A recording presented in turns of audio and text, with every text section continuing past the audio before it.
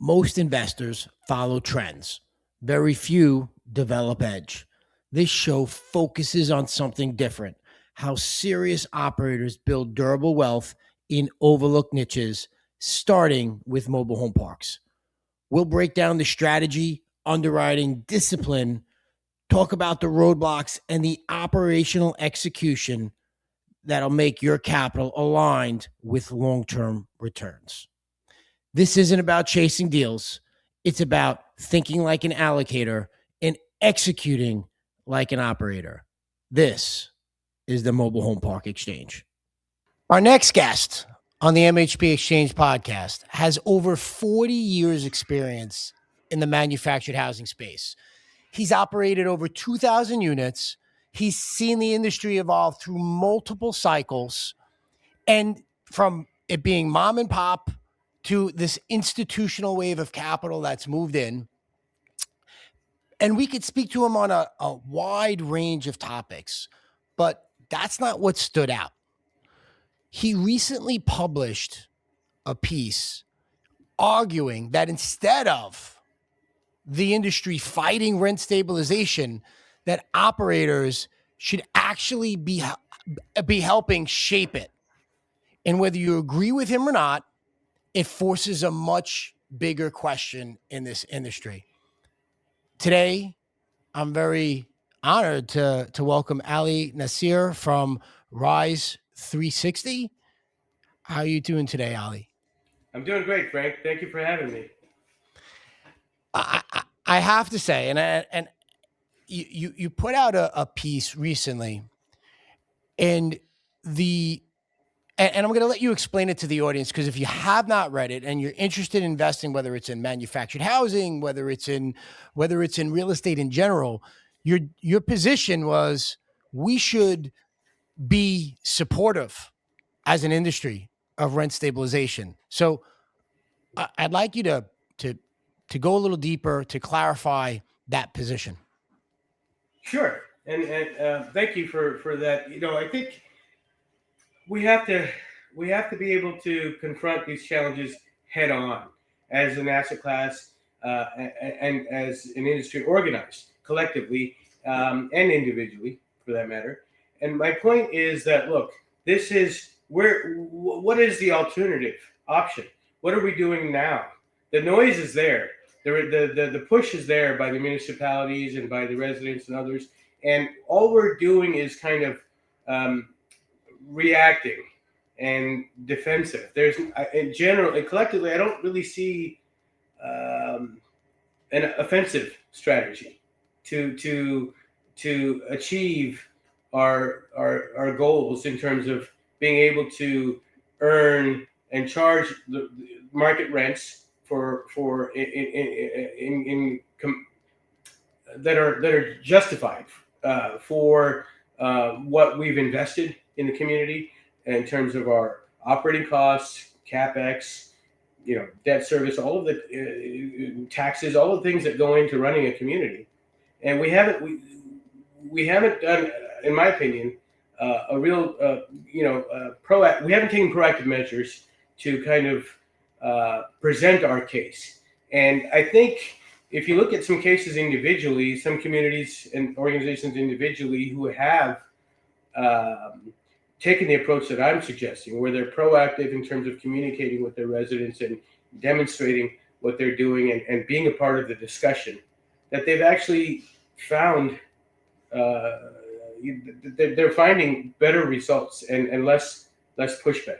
And we can get into some examples, but I think more importantly, it's overall at a high level as we're starting this conversation is to say we can just react, and take these hits and fight it, or we can kind of address the 800-pound gorilla and say, okay, we understand your concerns. We actually take the approach of explaining why rents are what they are, we need to have and actually, frankly, Frank, I think the other point I want to make is kind of control or limit the bad actors. We need to root out the bad actors who are who are, charging or increasing rates exponentially, and rates that are unjustified, or extremist, extreme cases where kind of those few cases become the examples at the city, at the state, at the federal level, and kind of give us a bad rap as a whole. And that's my argument is we should prevent, you know those kinds of folks from acting the way. We should at least try to reduce that type of activity, because it reflects on all of us and makes the whole stigma, the challenge, much more difficult. Yeah, you know, there's a couple of things there, and we do have as an industry, and I think real estate as a whole, manufactured housing does, especially when you're in affordable housing. We have a challenge in the narrative building, right? Because what you see mostly from operators is this, the operators, which are private individuals, they want to talk about their success, and that success typically equates to, hey, how much value I created, or more specifically, how much money I made, right? And so that gets Right. showcased. That, like, that's the easy showcase, because those operators, they're looking to attract capital, and capital gets attracted to knowing that, hey, we've had some successful wins, but that doesn't always tell the full story, right? So That's right. that is a part of the story, which might be the end result, but it's not talking about some of the challenges or pitfalls that happen along the way to make that happen. Is I Yeah, I'm sorry. No, is that what you're leaning into? Like, we just do a poor job of explaining that? I think that's absolutely one of the key points. And like you said, if the driver is strictly about revenue and bottom line and whatnot, and not actually about providing a community, not providing, a quality of place to live. If that, I don't know why I'm thinking of a musician as an analogy, and music. So if you're writing beats just to sell music and have a commercial sound, are you? There are artists who do that, but I think what we really fall in love with is the artist who actually creates something beautiful that resonates with people, and that he's passionate or she's passionate about. And when you have success from that, it's typically, it appeals to a much larger audience, right? So, and I don't know if that's the best analogy, but I'm trying to think of a situation where if you do something from the heart, if you do it for the right reasons, the money should come. If we build the community the right way, and do what's right for the resident, for our investors, for the vendors, whatnot, the revenue, the income, the bottom line by default should be there. You could probably take any example, just like an athlete. Put into practice, work hard. The results will come. But and I'm just saying this as an industry operator myself, and as an Yes. investor myself, but to take a stance of, hey, we should be supporting rent stabilization. It's it's a pretty aggressive stance for someone to take, right? Who's on the other side, who typically would be on the other side of the table. Is there something that you were seeing that's happening now that you felt like this is why we have to do this at this point? Yeah, I think when you're seeing is, especially we're in, states like California and New York, where we're dealing with not just rent control, but in some cities, vacancy control, vacancy decontrol. We have a community now in a city that has vacancy decontrol, and that's a real challenge. And for those listening who may not be as familiar with that, that's a situation where even with a vacant space, vacant lot, you can't necessarily bring that up to current markets when a new tenant comes. You still have to follow the schedule that's provided in terms of the rent increases from the last rental rate that was there. And that was actually proposed, although I think it's highly unlikely to ever happen. It was actually proposed to be statewide for California. So when you start having conversations like those, and a lot of pushback with more and more organizations who are actually there for residents at every level of income, to lobby against, for lack of a better word, ownership or community assets. I think that, you know, it's better to accept the reality and accept the terms that there is going to be some control, and there should be some control to some degree, frankly, to avoid and to eliminate the bad actors who are not only making it hard for the residents, but making it more difficult for the rest of us as community operators. Uh, and so, Yeah, yeah. please, This industry does have, and I think, listen, every industry has its bad actors. So I don't think that it's manufactured as its bad. I think you could be, it's in the automotive industry. You could be a doctor. I mean, it has its share of that, and I do yeah, think the fact that you have homeowners who don't own the land, right? So they become the thesis of them being tethered to the land and then getting bad actors in is a bad narrative play, right? absolutely. My my concern is, and from dealing with legislators that I have, because we're located in New York, right? So I have had the ability or the opportunity to deal with legislators in the city council and on the state level, talk about rent control and rent stabilizations for a number of years. As a matter of fact, it was some of these conversations that led me to leave New York in terms of an Right, investment. I'm And sure. I will share this conversation with you because I've shared it with other people. I don't think I've ever shared it on this program. It was actually, I was sitting in a meeting in 2016, and I was sitting in a meeting with two city council members who had an affordable housing initiative, and their idea in New York City to make apartments affordable was to eliminate security deposits. Now, Hmm. for those of you listening who aren't very familiar with New York City has 1 million rent controlled and rent stabilized apartments. The rest is free market.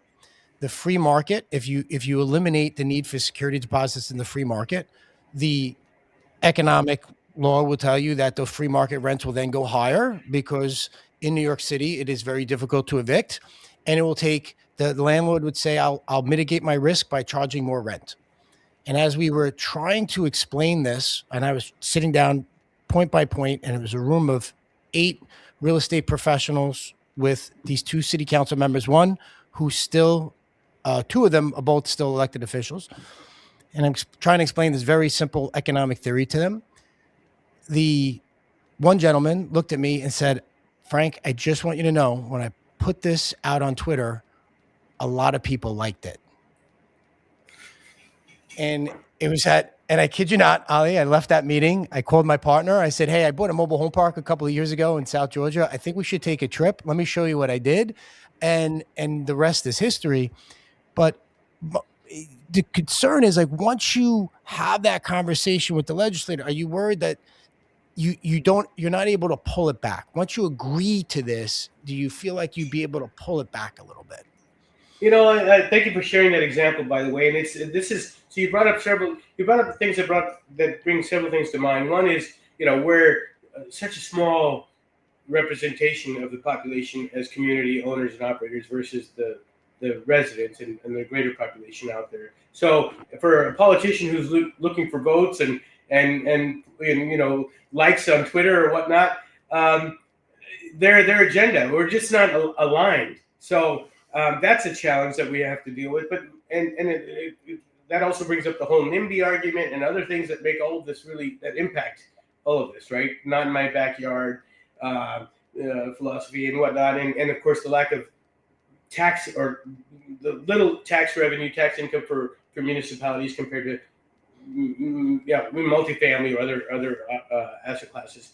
And so all of those things will work against us, but um, you can't. The cat's already out of the bag, Frank. It's out there, and it's out there in most states, most markets, and it's a narrative that is I don't think we can eliminate it, right? We can't, and so now you have to kind of manage it. So rather than being defensive because that's not really. I don't think that's not working as a strategy either.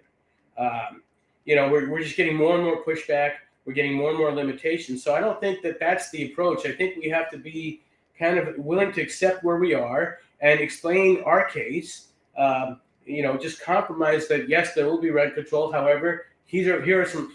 Let me give you an example of a city. I won't mention the city, but I'll give you an example of it. There is a city in California where there's a rent control ordinance, and it's enforced, of course. And yet, within that rent control ordinance, if you dig deep enough, there's one line, one phrase, really, that's actually in the favor of community owners and operators. And it says something to, I'm paraphrasing, but it says essentially that an owner operator has the right to enjoy a cap rate of I think it was 8%. It's actually 8%, not 8 point. I was going to say 8.5. An 8% cap rate on his investment or her investment. And so there, a community owner in that city leveraged that ordinance and appealed with the city about being able to have an increase in rent far above the standard annual increase with the CPI and the rent controls and whatnot. And in that case, they got a $45 bump, a one-time $45 bump, which is probably about 18% bump in 1 year by enforcing that. So rather than just assuming that every rent control ordinance is entirely against an owner operator, I'm not saying lose the battle. I'm saying let's accept where we are and let's try to improve it from there with the right narrative that we are participating. Essentially reframe the debate, right? Thank you. Yes.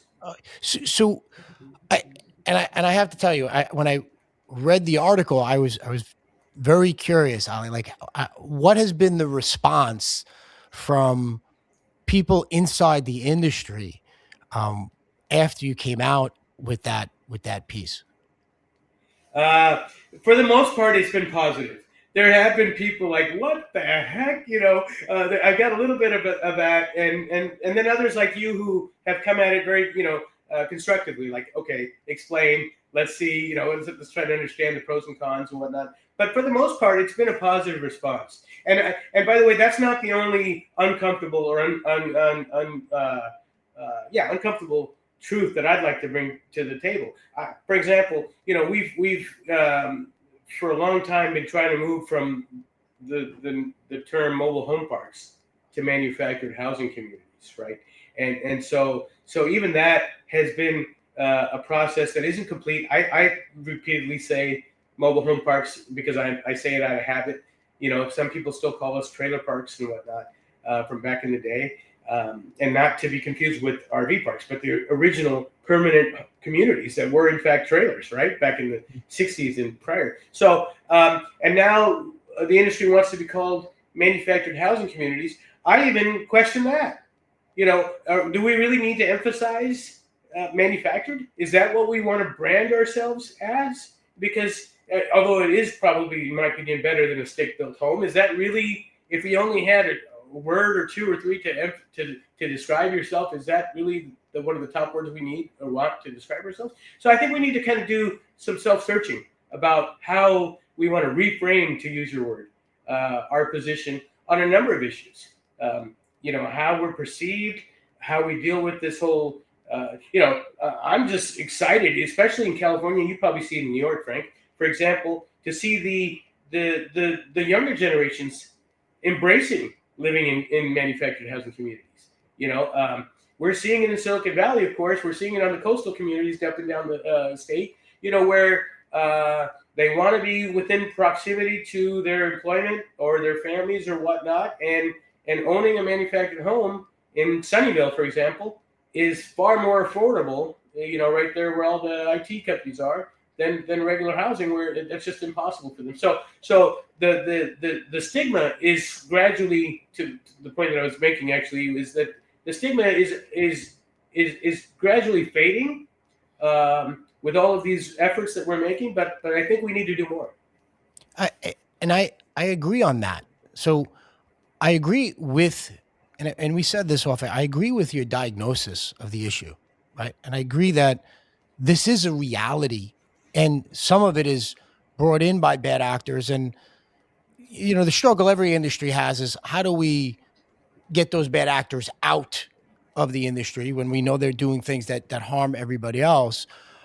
But and because while you're in business, you're really focused on what you're doing. And so how does that relate to you on the ground operationally? And you said something key for me before, which was your communication efforts with your residents. And I'm sure over the last 40 years till now, I mean, how does that affect operations, especially when you're going into a new acquisition? Like how is your outreach? What is your um what is your plan on that, your plan of attack for that?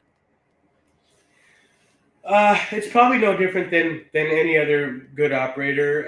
We're very much in communication with Well, with well, let's define that, right? Because right, so yeah.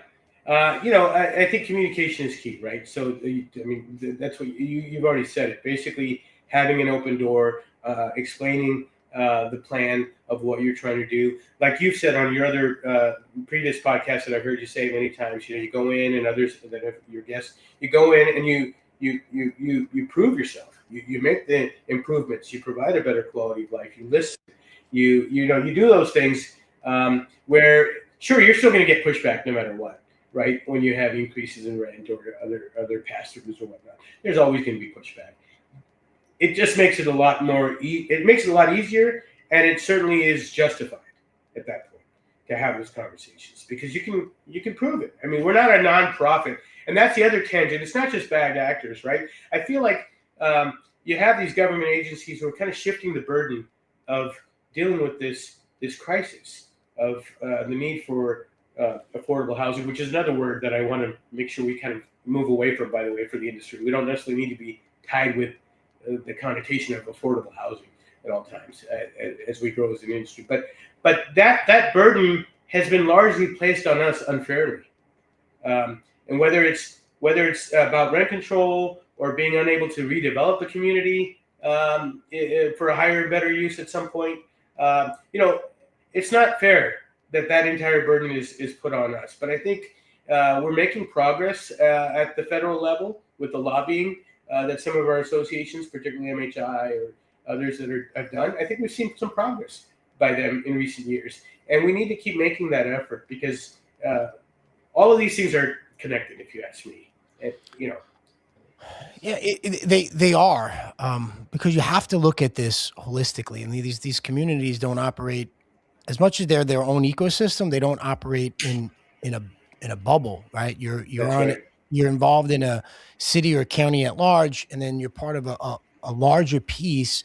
And to use a term you don't like, we do provide that affordable housing option, but I think it goes even further because you're only seeing a reinvigoration of people looking at the space in communities where good operators have made improvements, where now maybe the infrastructure is going to redesigning or reimagining what a community should look like for maybe the next 40 or 50 years, right? And in many cases these communities, and I'm sure you've seen them, I mean, you've got a 40-year history of buying.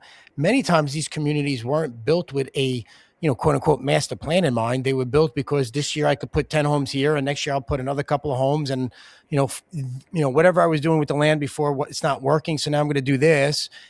Right. And the infrastructure doesn't tie in, the roads don't communicate, and the city has no idea what's really there, right? So Yeah. now coming in with more of a master plan, better amenities, better layouts, and the homes being better, that's getting people to reimagine what you want to call it, a mobile home park, man. Like what would Ali call it? What's your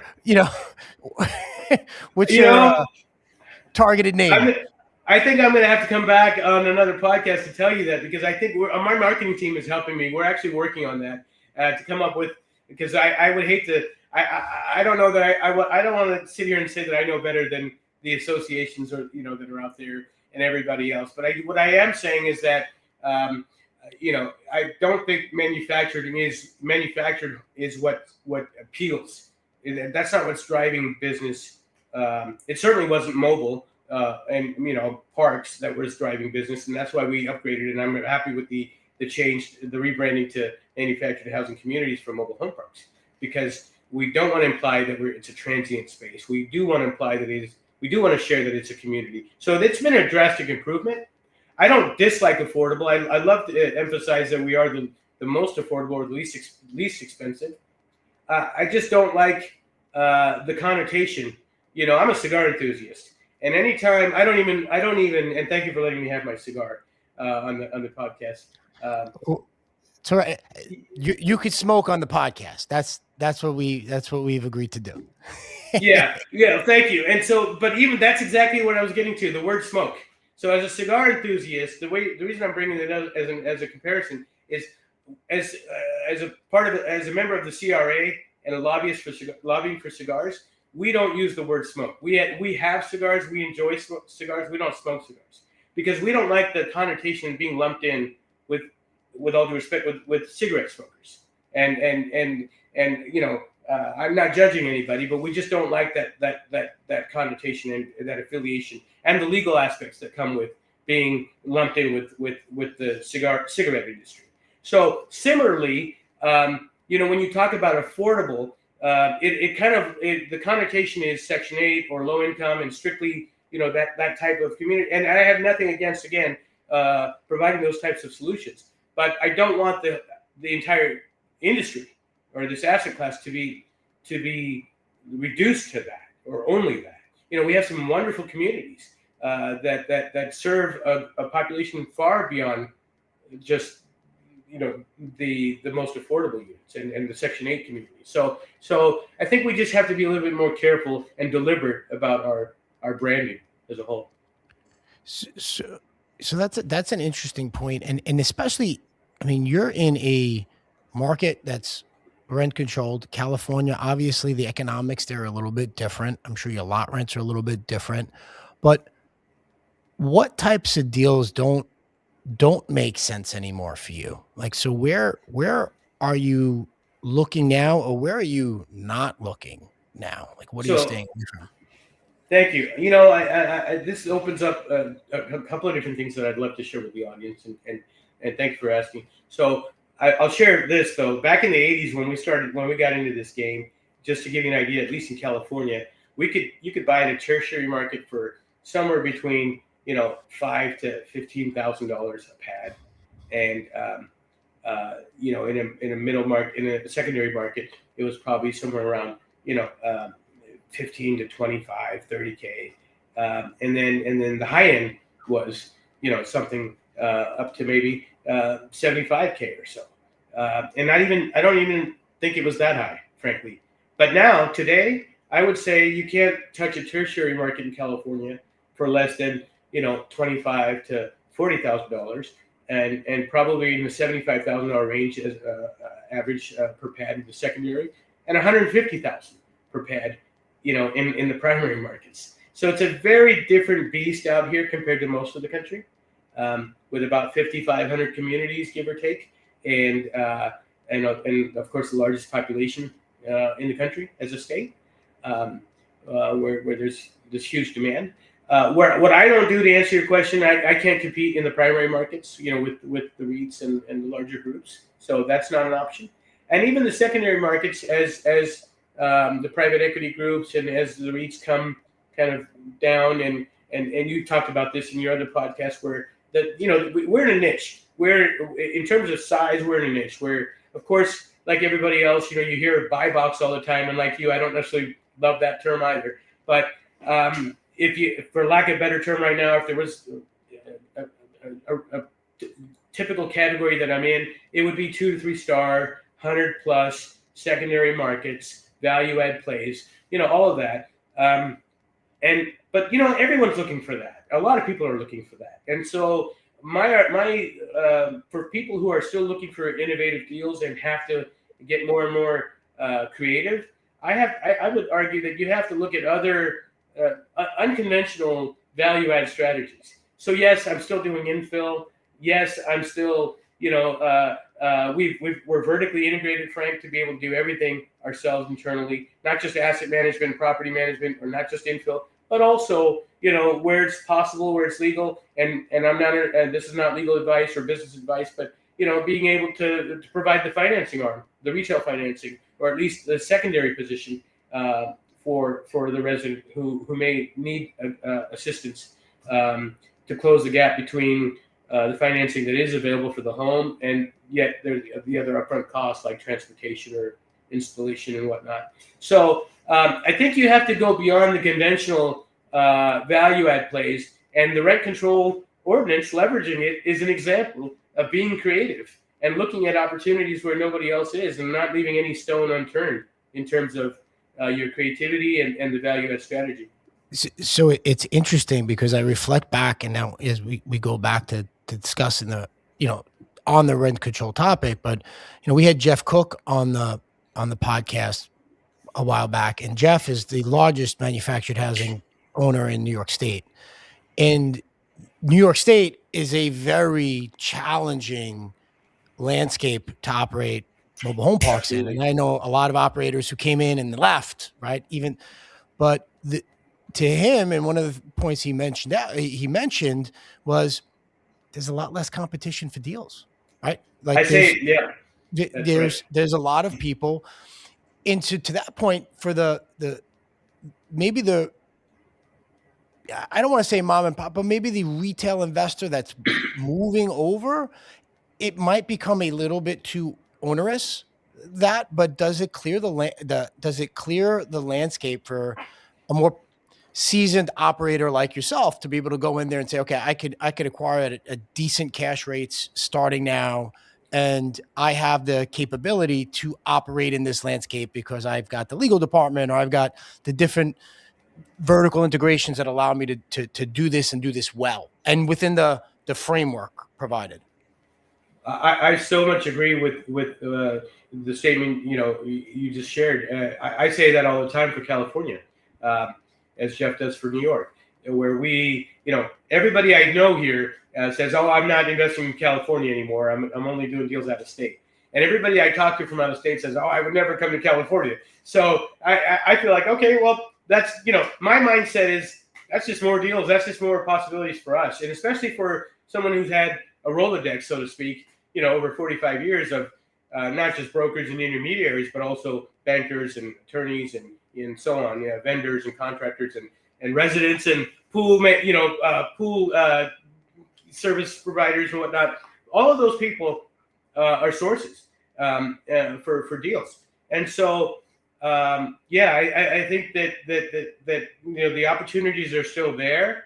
And even when these so many thoughts come to mind, Frank, when you talk that even when, let's just assume we're going to get saturated as an asset class, like every other asset class, but the difference here, in my opinion, is there's, as you've talked about too, there's additional profit centers if you're vertically integrated and if you're creative, and like I just mentioned earlier, you just have to have more tools in your belt.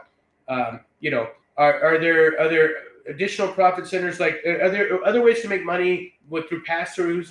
Everybody's a lot of people are trying to pass through utilities, but can you make can you profit from the fiber optics, or have a benefit from the personal property insurance policies, or other things that are equal or at least close to, and sometimes exceed what you would get as a rent bump.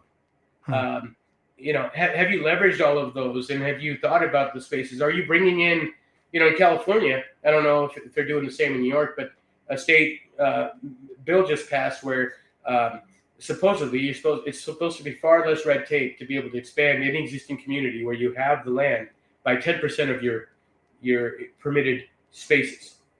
It's a state mandate. No county or city is supposed to be able to refuse that.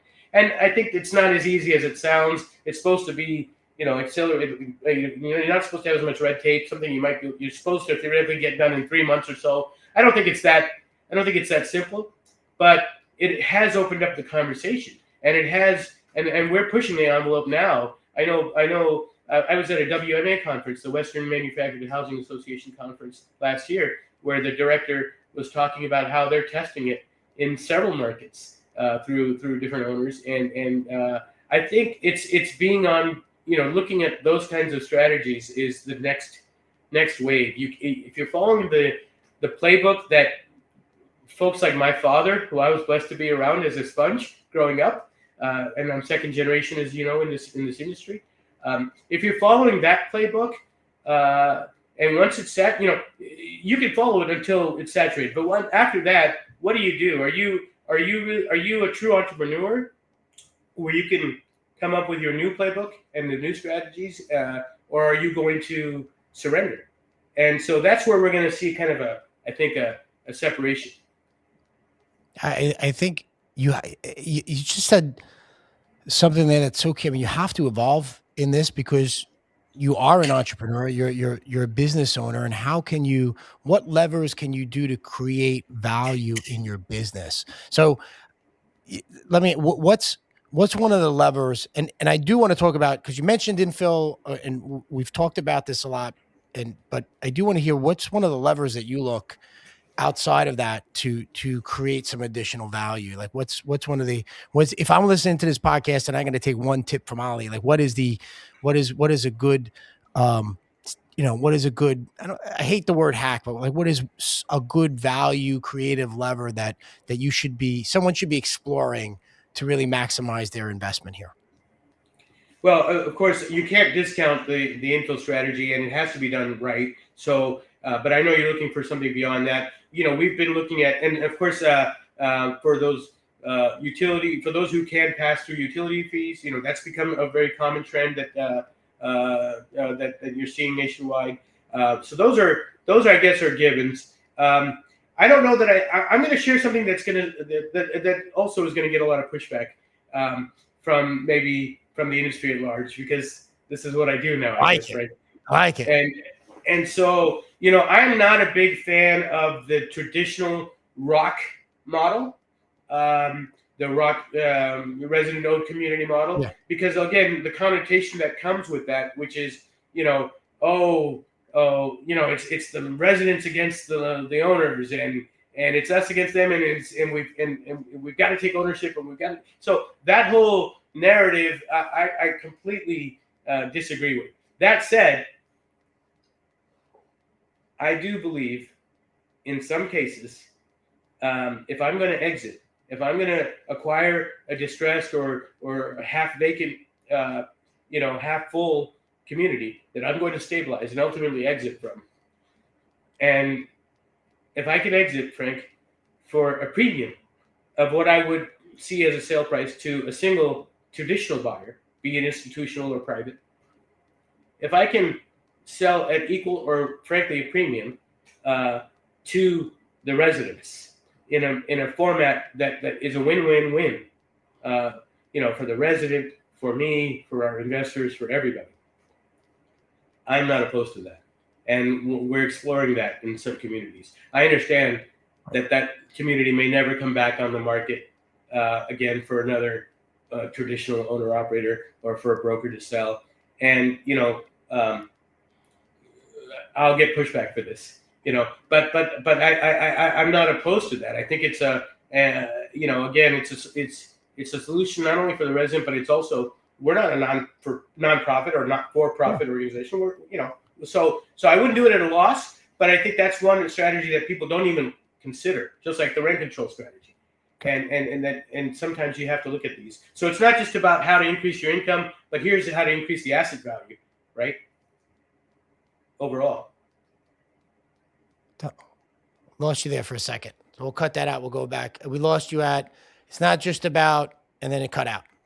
It's not just about, increasing your income, which we can talk more about at the point that you asked about, but overall, the increasing the income is for the purpose of increasing your asset value.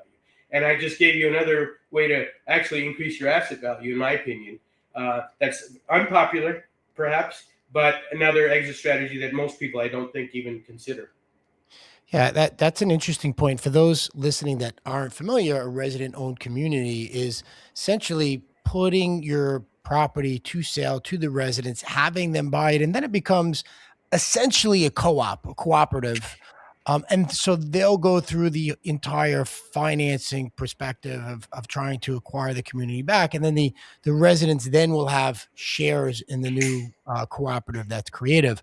And to your point, there's few operators that focuses that as an exit point. Most operators are looking for market, market-based solutions, but in doing that, um, that that could, also create a marketability option for you on infill, right? Where if residents know that, hey, I'm buying the home, but maybe I also have you know, a pathway to also being part of the group that will own the land. um, and I've heard you on other podcasts talk about your infill and your infill strategy. You have your dealer's license, and you've been probably pretty astute at selling homes for quite a while, right? So, what's your kind of strategy of infilling a community? Um, and do you look at, like, I know some operators stay away from those projects. They say, hey, if they, I've got a lot of operators say, hey, I don't want to do that.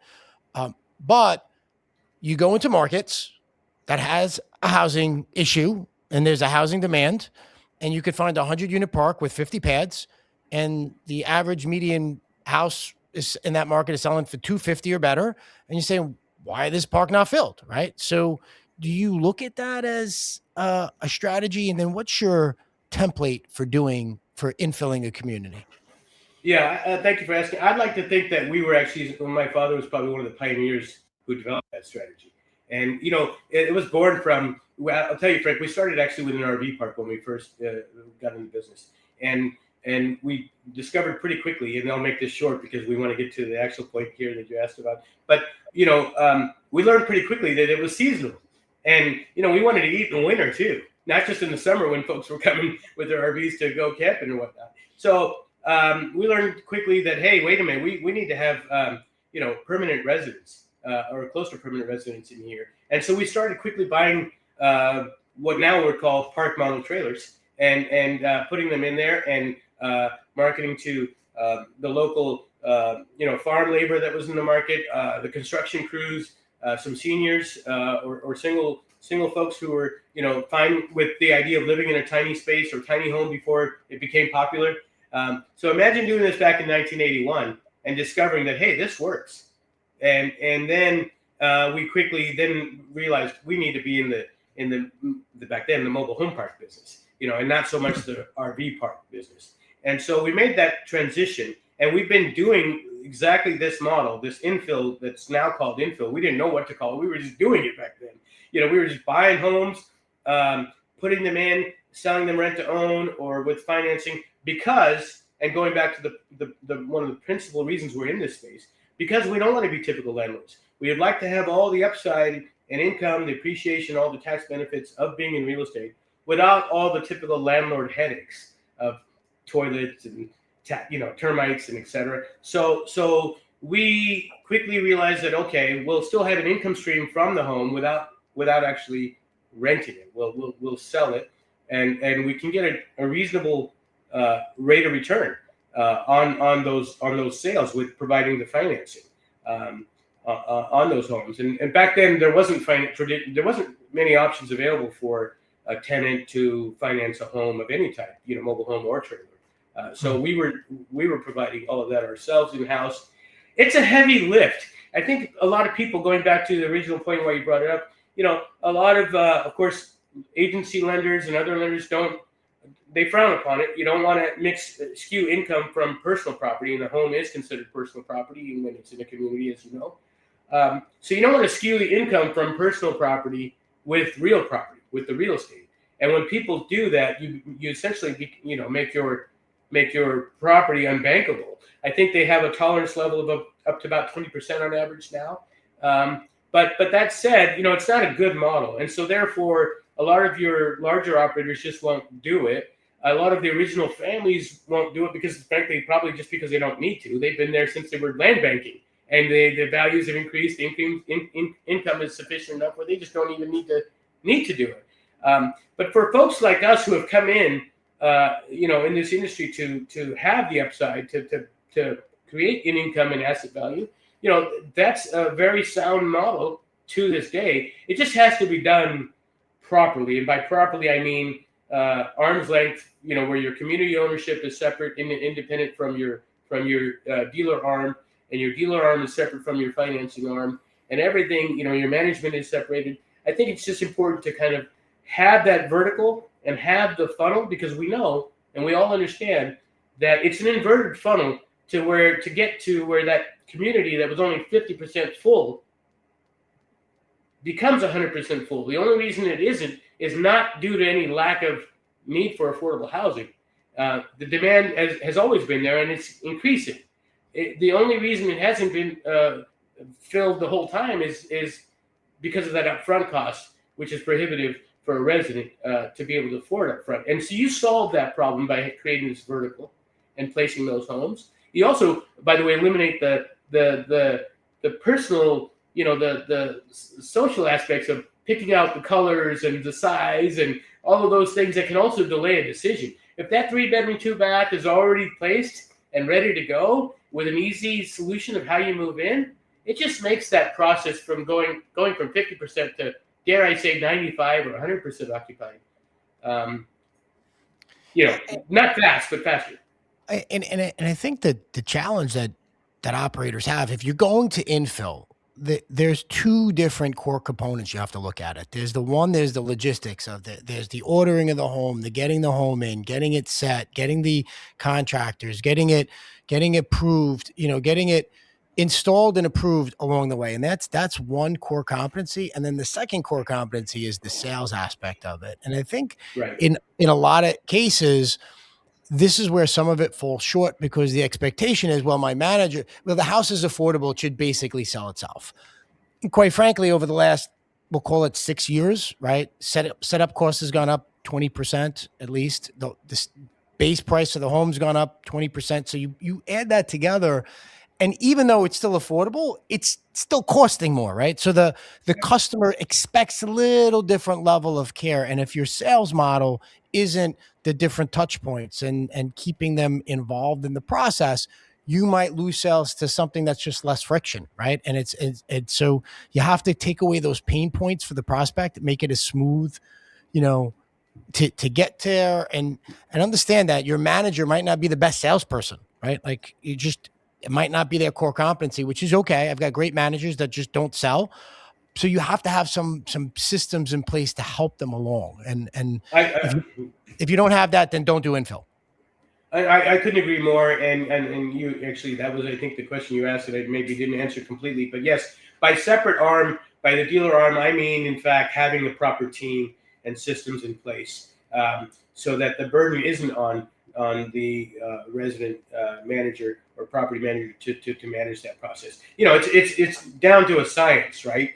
In terms of, and frankly, for us at Rise 360 Ventures, because as you may know, we just started that fund not too long ago. And so I'm kind of reestablishing all of this, what I'm talking about now, we're recreating at Rise 360 what we had at the family office. So we just launched our brand Nextly. Nextly is the brand for our dealer arm. And Nextly has sales agents, licensed agents, and we're using AI, we're using software tools, we're using a complete system on the back end, whether including Slack and all of the systems that you have to have in place to have an effective team and effective communication to really not only perform, but also track our results so that we can continue to improve them. And I want to talk about that because and listen, I could talk to you all day, but I want to talk about this because you have gone from 40 years running a family office very successfully, has everything stabilized, and now you've done Rise 360, which and you're out there with a fund that you're out there buying new communities. Are you looking value add? Are you looking specifically in California? Like what's your filter now, and where are you looking to go with this? Yes, so thank you. We're continuing with the same filters as before. Not to say that not, and I think you said it elsewhere too, and I agree with you. Look, the filter is just that. So generally, we're looking at where we have experience or where we know so we don't have to reinvent the wheel, right? We know, as many of your audience probably understands, this industry, this asset class is regulated state by state, and you're not going to master 50 states overnight. If you're going to pick certain markets, you probably should pick within certain states that you can really understand, and then even within those states, maybe certain regions. And so yes, we're still focused heavily on we're focused on California. But again, if there was a compelling deal that made sense out of state, we wouldn't say no. Um, uh, all I'm doing is essentially taking this last 45 years now of experience and playbook and applying it now to helping people basically get in the game who don't have that time or don't want to invest that kind of time and reinvent the wheel. Great, great. And I'm going to say this because I heard you say this before, that don't let market changes be barriers to you, right? And I'm sure you've seen um, lot of changes in your time of being in this space. Where do you see this going? If we're having this conversation in the next 12 months, the next 36 months, where do you see Rise 360, and where do you see the industry? Where do you see Rise 360? Thank you for asking. So frankly, as a whole, let me just start with the economy, and I won't go deep into it, but I do believe we're in for another downturn, a down cycle over the next 18 months, or at least within the next, certainly within 5 years, but probably within the next 2 to 3 years. Um, and I'm excited about that because, as an investor, of course, as a consumer in California, I'm not excited about paying $10 for gas, which might come, or $17 for a latte or something crazy that we might be dealing with here. But as an investor, I'm super excited, about the opportunities because I've seen this. I've seen this from the last Iran crisis we had when we could only get, I remember as a child, my dad could only get gas every other day of the week, depending on how with your license plate, if it ended with an odd number or an even number, because there was just that kind of scarcity with miles around every gas station lines for miles at gas stations. And so, we dealt with this before, and interest rates, as you may know, mortgage rates went up to as much as 18 to, I think, as high as 20.5% back then. So as crazy as it sounds, we've seen these kinds of extreme cases. And you could talk about the savings and loan crisis. You could talk about, the dot-com bubble, the 2008, the 2020. So I think I've seen at least 9 cycles, down cycles over the decades, and I think we're due for another one, probably a greater one, in my opinion, than a greater recession than the ones we've seen. At least going back to what we maybe saw in the mid 70s or late 70s, and maybe worse. But that creates opportunities, Frank, as you know, and the lenders, the traditional investors may be sidelined. Lenders may be sidelined because of a lot of defaults that we're going to see in not our asset class, but office or retail or some of the other spaces that impact the small banks and the regional banks. So we're expecting I think it's half a billion at least in commercial real estate defaults over the next 18 months or so. And all of these things are going to impact the market. And I think as a result, what you're going to see is a lot of people get sidelined. When the economy takes a hit, you're going to see the most investors and most operators are going to get sidelined. And I would urge the audience who's listening to not fall into that trap, to listen to the gurus like Warren Buffett and say, hey, when everybody else is sidelined, that's when it's time to go.